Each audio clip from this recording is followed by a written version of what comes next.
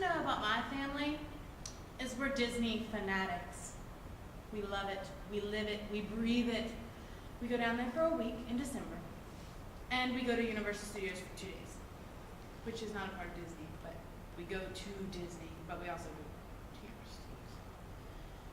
Well, the first time we went down, my brother and I was 8 and my brother was 5, and we were so excited to go to Universal Studios because we've been to Disney for like 4 days and we were kind of getting tired of it because we were 8 and 5 and we get bored really easy.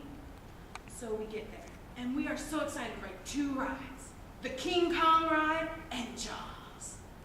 And I don't know why we were so excited to see it, because we'd never seen King Kong or Jaws, but we were so excited. My parents decided they would teach us patience that day because King Kong and Jaws were the last 2 rides we rode. So we get through the day, we saw Spider-Man, we saw all the Looney Tunes, which was cool, but we get to King Kong. We wait in line, we finally get up to the tram. And you're sitting in this tram, and it's so cool because King Kong, he comes and he's all, "Arr!" and he grabs the tram and he shakes it, and he's growling, and then you escape. And as you walk out, you can get your picture taken with King Kong. He's a lot more friendly then. So we did, and there's a picture of my head in King Kong's mouth, and my brother's hanging out of his mouth too. And it's a really funny picture. So we got through that, and we were like, oh, that was so cool. We're so excited. Okay, but now we get to go to Jaws. So we get there, and it's Amity Island. That's what they've got it all set up as. And we're walking through, and we noticed that Amity Island looks like it hasn't had a lot of tourism lately because everything is kind of shabby. And we were kind of disappointed in Universal Studios because they should really keep those kind of things up. So we get to the harbor, and we wait in line again, and then we're there, and we get to pick our seats. And I saw my seat. My seat was halfway down the boat, right on the edge. Now, you've got to understand that the attendants to the ride tried to warn me. They told me, you do not want to sit here. They all put a flashing sign saying, Samantha Huffman, do not sit here. They said, honey, you don't want to sit there, you might get wet. And me being an 8-year-old said, no, it's hot outside. It would be nice. Are you sure you want to sit in there? You sure you wouldn't be more comfortable sitting beside your dad? No, I want to sit here. Okay, enjoy the ride. We start off, and then there is the guy who's up on the boat talking, and he says, if you look on your left, you can see where they filmed part of the scenes. And if you look over here, you can see some more of that. Then all of a sudden, over the radio, we hear, boat 2, this is boat 1, we need help, mayday, mayday. Ah! Now my 8-year-old brain understood that was not normal. And I said, Dad, what happened? And the tour guide goes, don't worry, ladies and gentlemen, I'm sure they just hit a little bit of rough waters. We've been having some trouble with that today, but I'm sure it's nothing that our captain cannot handle. Well, at this time, we're kind of going, and we turn this corner. And we see, there is the wreckage of the other boat in the water! It just sunk moving over here! And then, if I'd looked again, I would see the algae that's growing on the boat wreckage. But I didn't see that. I'm 8 years old. Well, the tour guide is sort of upset, but not really. I didn't quite believe it. He said, oh no, what are we gonna do? What could have caused this? Whatever could have caused this? And then we heard it. I think you all know the music I'm talking about, and at this moment, I would like for you to join me in that music. Da-da, da-da.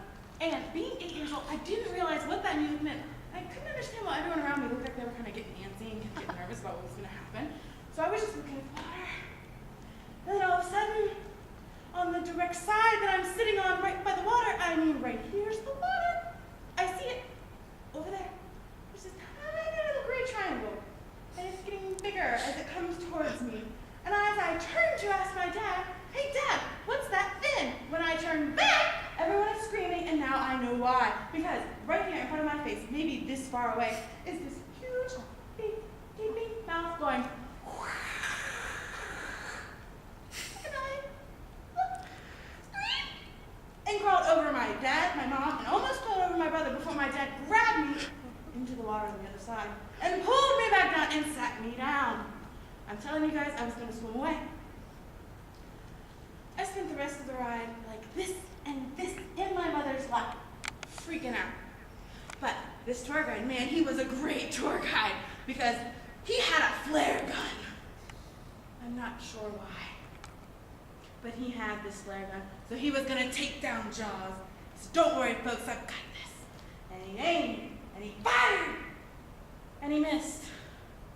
So we get into this little harbor building, and he says, we're going to unload the boat, guys. We're going to unload the boat. We'll get out. Everything's going to be fine. Everything wasn't fine. The boat, the house started to shake, as if there was a shark underneath it hitting the side of the building.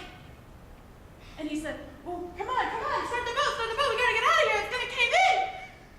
And the boat stalled. It was like it was a well-plotted out plan. Well, finally, as we see things starting to fall down into the water beside us, the boat starts. And we get out of there, and the boat and the building collapses. And as it collapses, it takes down some of the electric cords. And it falls into the water. And the water is then electrified. And then we see these crispy shark bits floating in the water. And I am excited. That shark is dead.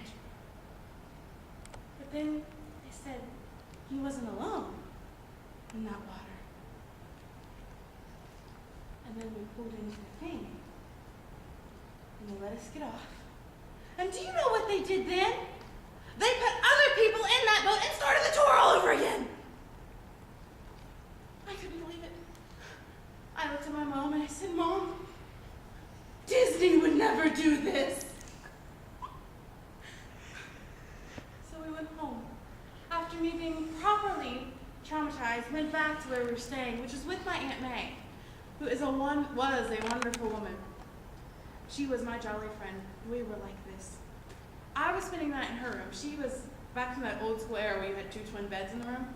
So she was in one bed and I was in the other.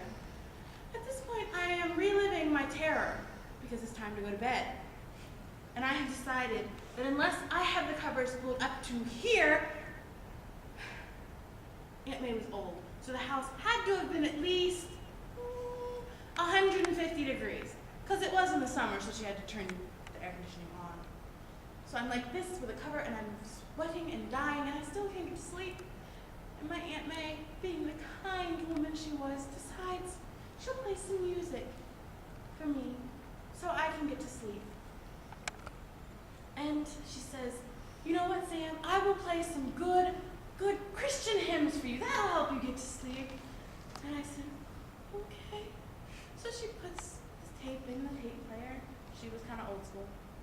Turns it on, and all of a sudden, Amazing Grace, how sweet the sound, from the bed beside me. Now, you know, I probably would have been asleep too. I mean, being traumatized when you're 8 years old is a very tiring business. But you see, behind Amazing Grace was whoosh, whoosh, beach noises. I ask you, what 8-year-old impressionable girl could sleep with ocean noises after just having a terrifying experience with Jaws? I tell you, not this one. So the next morning, we went back to Disney World. And you know what? Disney doesn't do that. This story is entitled My Adventure with Jaws, and it's